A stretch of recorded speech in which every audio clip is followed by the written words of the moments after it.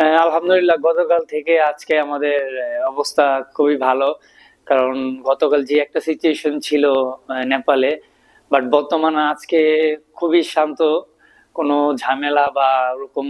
কারণ যেহেতু আর্মি এখন সবকিছু দেখতেছে, তো আমাদের বর্তমান অবস্থা আলহামদুলিল্লাহ খুব ভালো।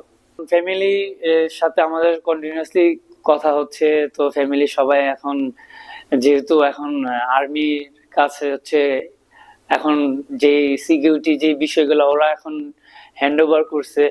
সো আমি মনে করি এখন ফ্যামিলি সবাই খুবই মানে টেনশন করতেছে না এখন।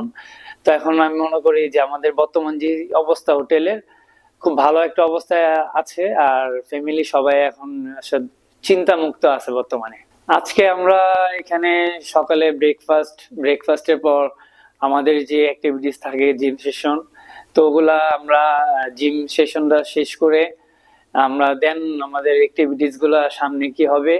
সো ওইভাবে আমাদের অ্যাজ ইউজুয়াল যে একটা রুটিন থাকে টিমের, সো এই রুটিন অনুযায়ী আমরা বর্তমানে হোটেলে টাইম পাস করতেছি।